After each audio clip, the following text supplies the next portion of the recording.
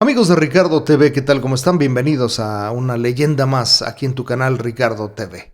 He querido aparecer en esta porque es la última del 2020 y con la cual pues estaremos despidiendo este año que ha sido un año para mí en lo particular muy fructífero, porque hemos tenido suscriptores y tenemos gente que ve el video que aunque no se suscribe sí nos ve en Durango, en México, me refiero a toda la República Mexicana, y también en los Estados Unidos, que hemos tenido muchos paisanos que se conectan a ver nuestras leyendas porque son de alguno de los municipios o simplemente porque son de Durango o simplemente porque tienen curiosidad y quieren escuchar los relatos que en otra parte se están dando. Relatos o leyendas, por supuesto. Muchísimas gracias y espero que este 2021 pues tengamos todos, primero que nada, salud, que es lo más importante. Y que afortunadamente, bueno, pues ya muchas y muchos nos hemos enterado o nos hemos dado cuenta, si es que no lo habíamos hecho, de que la salud es lo primordial y luego de ahí se desprende lo demás. Claro, con empeño, con ganas, con tenacidad y con esfuerzo podemos lograr muchas cosas. Entonces mi principal deseo para ustedes que me están viendo es que tengan y gocen de excelente salud.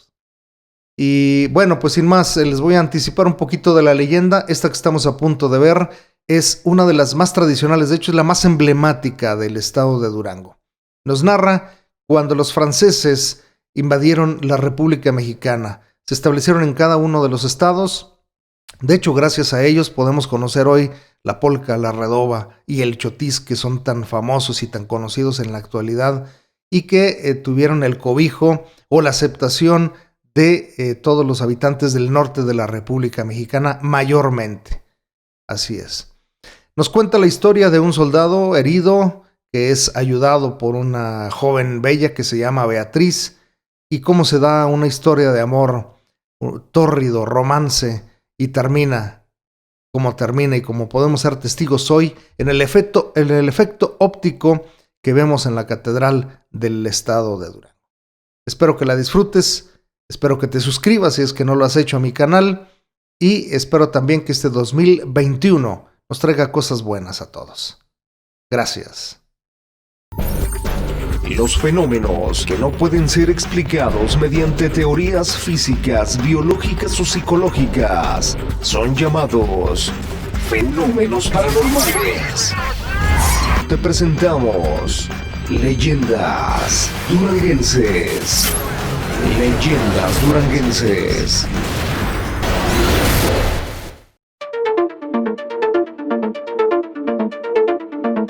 Se cuenta que existió en la ciudad de Durango una familia cuyo nombre se ha perdido en el tiempo. Eran originarios de Topia, población minera que se encuentra enclavada en el corazón de la sierra de Durango. Él se había dedicado a la minería, ella, prototipo de la mujer hogareña.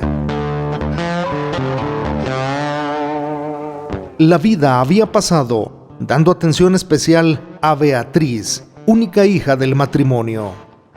Beatriz era una hermosa chiquilla, de piel blanca, ligeramente tostada por el sol de la tierra, cabello rubio y largo, ojos azules, boca pequeña con labios finos y rojos, robusta y de estatura alta bien proporcionada. Como era la única hija de la familia y los padres tenían con qué hacerlo, pensaron en darle una buena educación.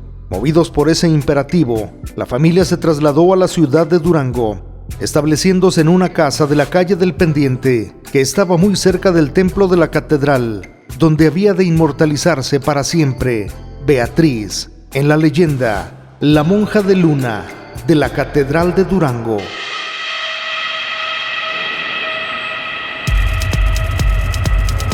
Era la década de los años 50 del siglo XIX, cuando la chica determinó ingresar a un convento de religiosas.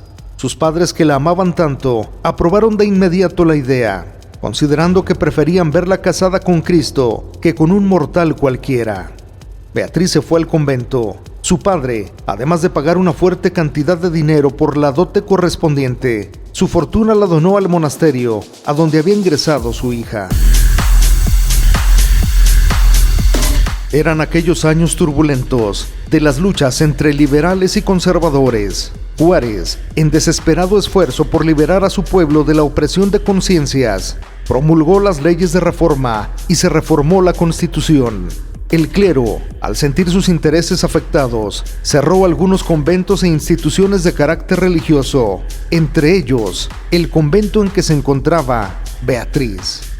La monja regresó a su casa, encontrándose con la desagradable sorpresa de que su madre había muerto y su padre se encontraba muy enfermo.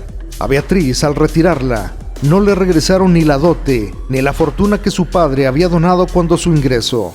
Las reservas económicas de la familia se habían agotado y la situación era difícil.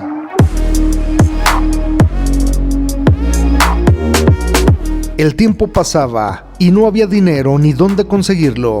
Las fuentes de trabajo estaban cerradas. Acababa de pasar la guerra de Reforma y ya se estaba en plena intervención francesa. El viejo murió y tuvo que hipotecar la casa para enterrarlo, poniendo en riesgo su único patrimonio, donde podría vivir mientras se abría el convento. Beatriz se quedó envuelta en terrible soledad, protegida por su fe y sostenida con la esperanza de volver pronto a su vida monacal.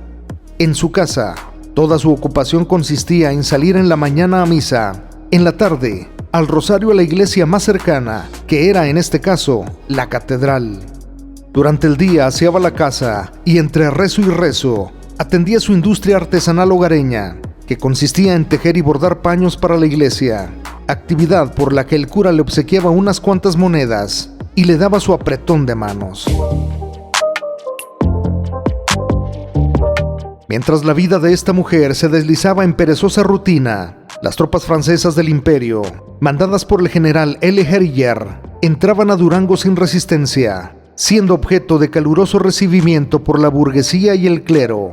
Se recibió a los franceses con la lluvia de flores, los intelectuales les compusieron versos, el comercio les ofreció banquetes, el clero misas y te deum, y la sociedad aristocrática les brindó su casa a los jefes y oficiales imperialistas extranjeros, quienes en su mayoría eran jóvenes apuestos y sobre todo con monedas de oro en los bolsillos, sustraídas de la exigua hacienda mexicana. Estos cortejaban a las damas duranguenses, ellas en correspondencia se dejaban querer.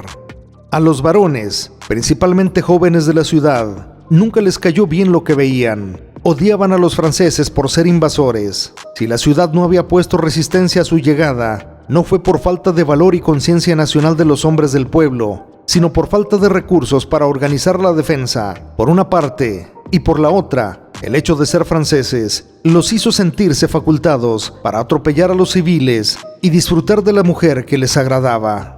Este odio daba a los mexicanos razón para asesinar a un francés cuando se presentaba la oportunidad. Así sucedió que una noche oscura y lluviosa del mes de agosto de 1866 se encontraban en una calle un joven mexicano que trataba de entrevistarse con su novia y un joven oficial francés de nombre Fernando que intentaba cortejar a la misma dama. No hubo diálogo entre ellos. El duranguense, puñal en mano, se lanzó contra el intruso. Le asestó 2 o 3 puñaladas. Fernando, al sentirse herido, huyó.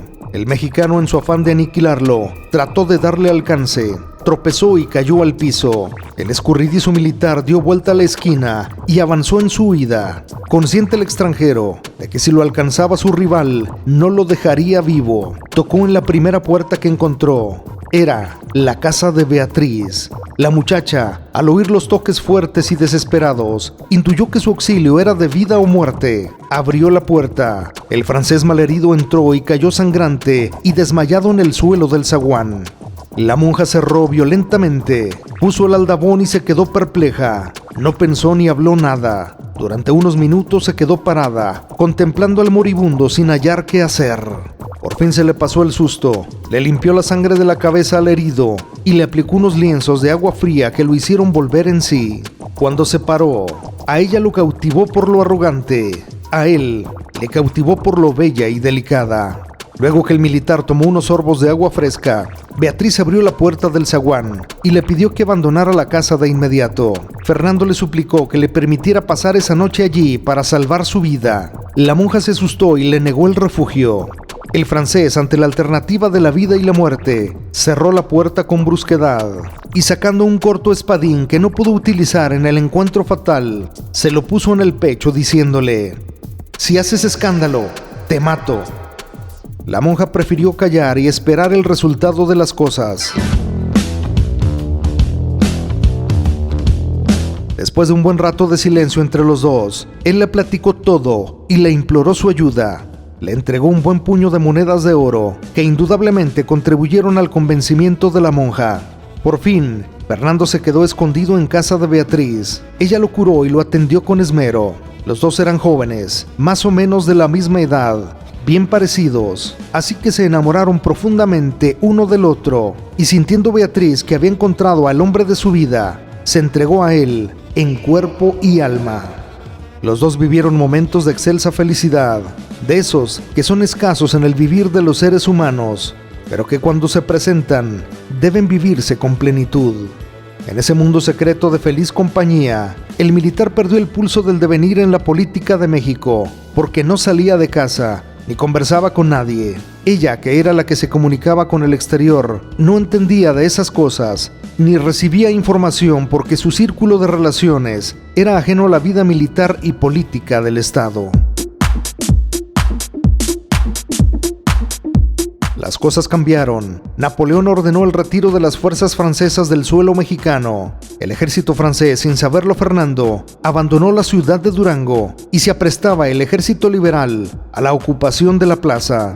Al conocer esto, el militar del relato intuyó que sus días estaban contados. Advirtió que no podía estar oculto toda la vida. Tarde o temprano sería descubierto y terminaría en el paredón. Era urgente salir de Durango. Tenía que dejar a Beatriz. Se revistió de valor y dio a conocer la decisión a su amada. Beatriz se resistió en principio. Él la convenció, ofreciéndole volver pronto, tan luego como las cosas cambiaran. Ya no había franceses en la ciudad de Durango, solo Fernando, porque estaba escondido. La monja le consiguió un caballo ensillado, le prestó bastimento, y una noche del mes de noviembre de 1866, el oficial francés salió sigilosamente de la ciudad. Beatriz lo encaminó hasta la salida donde terminaba el barrio de Analco, camino al puerto de Mazatlán. La despedida fue dolorosa, como son todas las despedidas de dos seres que se quieren. Las lágrimas de la pareja humedecieron aquella noche novembrina. Se apretaron fuertemente en un abrazo desesperado. Se dieron un beso prolongado. Ella se quitó una medalla de oro que llevaba en su pecho y, colgándosela a él, le dijo: «Para que te cuide». Fernando montó en su corcel y se perdió en la lejanía y el silencio de la noche. La noche estaba estrellada, como son las noches durangueñas en esa época del año. Hacía frío, el ambiente olía a pasto seco, había silencio. En la lejanía se escuchaba el canto de los gallos y las campanas del reloj de la catedral sonaban las 3 de la mañana. Beatriz levantó los ojos al cielo, oró en silencio y con voz casi apagada decía: «Tiene que volver, Señor, tú me lo vas a traer». Mientras que con paso lento atravesaba por las calles de Analco y Tierra Blanca y se dirigía a su casa. Por otra parte, Fernando no conocía el camino que lo pudiera conducir al puerto de Mazatlán para unirse con sus compañeros y después, ya con otro carácter, volvería a buscar a Beatriz. Los conocimientos que tenía del estado de Durango y sus comunicaciones eran mínimos, solamente los que sus superiores le habían transmitido con motivo de las operaciones de la guerra. Cuando se alejó de su amada y se sintió solo ante aquel espléndido panorama nocturno, contempló las estrellas y lloró a torrentes. Se sintió el hombre más desgraciado de la tierra, sin patria, sin familia, sin dinero, sin conocimiento del terreno, sin compañeros y con el tremendo estigma de llevar el uniforme de un ejército invasor que se batía en retirada. Sintió que su vida estaba contada en horas y se arrepintió terriblemente de no haberse quedado con Beatriz a vivir en un encierro sin límites. Hasta ese momento, se puso a considerar los riesgos que representaba aquel viaje, que comparados con los riesgos que le traía vivir al lado de su amada, optó por su regreso. Miró el horizonte y el crepúsculo rosado del amanecer anunciaba el advenimiento de un nuevo día. La fuerza del amor había triunfado pensó en el gozo que le iba a dar a Beatriz al verlo volver esa misma mañana. Así, torció la rienda a su caballo para emprender el camino de regreso, en el preciso momento en que la avanzada de una guerrilla juarista que tenía su cuartel en la vieja hacienda de Tapias, muy cerca de la capital de la entidad, le marcaba el ¿quién vive? Fernando, al conocer de los rigores de la guerra y sabedor de la política del presidente Juárez, ni siquiera pensó su decisión. Le prendió las espuelas al caballo, le dio un cuartazo con energía y salió disparado como un rayo por donde había venido. No avanzó mucho cuando una descarga de fusilería rompió el silencio de aquella madrugada y el cuerpo de Fernando rodó sin vida por el suelo. El caballo se fue con todo y silla. Uno de los guerrilleros lo alcanzó y en su veloz carrera con su reata del azar le echó un cuello, enredó cabeza de silla y lo detuvo, trayéndolo ante el jefe de la guerrilla. Después de revisarlo de todo a todo y registrar los bolsillos del muerto, tratando de encontrar algún mensaje secreto, no encontraron identificación alguna. En un morral de cuero solo había un guaje con agua, unas gordas que en su interior contenían frijoles molidos enchilados, un poco de pinole y unos panecillos de harina de trigo. Estaban envueltos en una servilleta bordada, con hilaza de colores, adornada con un deshilado y unas puntas de tejido a mano. Aquel soldado no traía nada de importancia, ni siquiera fusil. Solo colgaba de su pecho una pequeña medalla de oro con la imagen de la Purísima Concepción y un nombre grabado por el dorso que decía Beatriz. Atravesaron el cuerpo de aquel hombre sobre la silla del caballo en que venía montado y se lo llevaron estirando hasta la hacienda. Extendieron al difunto sobre el piso de portal de la casa grande donde vivía don Antonio, el jefe de la guerrilla. El sol salía en las colinas de enfrente. Un viento helado soplaba del norte. La noticia de la muerte se extendió como reguero de pólvora. La casa se llenó de mirones. Una vieja observadora dijo después de examinarlo: «Miren, y tenía barba partida. Era muy joven». Otra agregó: «Era muy alto». Allí permaneció el cadáver tirado. No le pusieron velas ni nadie lo lloraba. A la altura del mediodía se le dio cristiana sepultura. Al cementerio lo llevaron atravesado en su caballo y al sepelio solamente asistieron 2 personas, soldados de la guerrilla. Uno llevaba un talacho y una pala sobre el hombro. El otro cabestreaba el caballo que servía de ataúd y de carroza fúnebre. Al llegar al panteón, cavaron una fosa y allí arrojaron el cadáver de Fernando como cayó. Así terminaba la ilusión de riqueza y de poder de un soldado extranjero que cuando salió de Francia pensó en conquistar lauros, honores, grados y riqueza en la guerra con México, porque le habían metido en la cabeza que la conquista de aquel país era cosa fácil. Así terminaba el amor de Beatriz, el hombre de su sueño y de su vida que le había hecho tan feliz en tan corto tiempo. Beatriz no supo nada de esto. Tal vez si lo sabe se muere de angustia o se clava un puñal en el corazón. Ella vivía porque era de Fernando y se conservaba para él. Consideraba que el regreso de su amado era cuestión de días o cuando mucho, de meses. En su casa volvió a la vida de soledad y rutina. Ir a misa en la mañana, al rosario en la tarde y bordar y tejer para confeccionar los paños sagrados de la iglesia. No dormía, gran parte de la noche se la pasaba en vela, orando de rodillas frente al retrato antropomorfo del trazador de destinos humanos. En el convento había aprendido que la fe debe ser siempre constante, que hay que sufrir para merecer y que un milagro no se realiza nada más porque se pide. Para que se haga, hay que atravesar la barrera del infinito y llegar a Dios, y se llega a Él solamente cuando se le habla con el corazón. Por todo esto, ella esperaba el milagro a largo plazo y aún así hacía lo imposible para merecerlo. Siempre tenía de día y de noche una lámpara de aceite encendida a la imagen de su devoción. La castigaba el saber que ya era madre, que en su vientre latía una vida, producto de su amor con Fernando. Que la hipoteca de la casa que había hecho cuando tuvo que enterrar a su padre estaba por vencerse y no tenía dinero. Que si abrían de nuevo el convento no podría regresar. que qué diría el señor cura si se enteraba de su pecado, que dónde iba a vivir si le quitaban la casa, que si nacía su hijo sin padre, a él y a ella, la sociedad y la religión los iban a condenar, que si Fernando no venía, ella se moría de pena. Esas y otras muchas reflexiones hacía Beatriz todos los días y todas las noches. Al fin, el desgaste de energía por el llanto y la preocupación eran más grandes que el insomnio y terminaba por dormirse. Las campanas de misa de 5 la despertaban. Se santiguaba y empezaba a pensar en Fernando y en su situación para concluir con la espera de un milagro, que era lo único que la podía salvar. Así pasó un mes, y así pasaron 3 meses, sin tener noticias de su amado. La confortaba la idea de que él no le escribía porque estaba próximo su regreso. El milagro estaba por realizarse de un momento a otro. En una noche de luna llena llegaría el oficial francés por el occidente.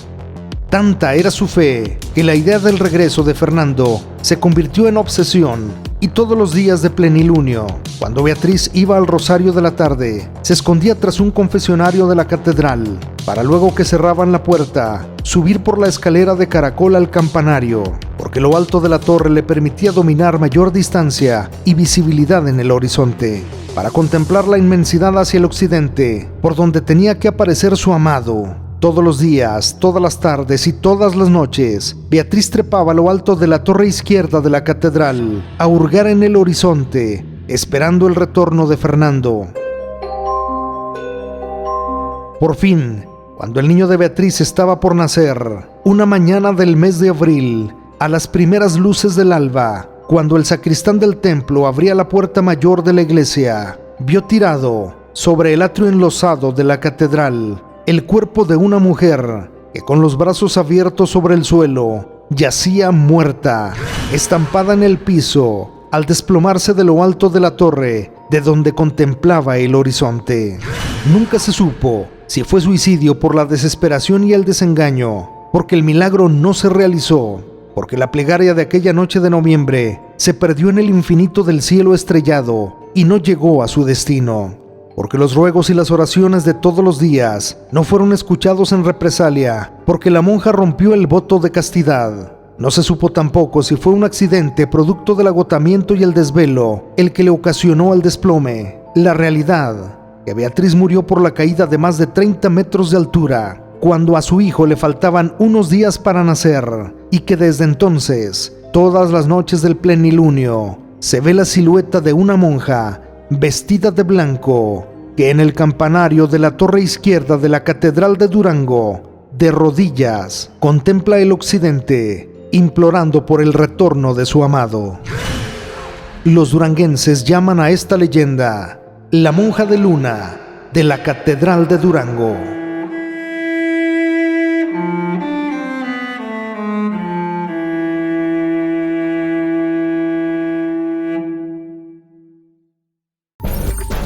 Los fenómenos que no pueden ser explicados mediante teorías físicas, biológicas o psicológicas son llamados fenómenos paranormales.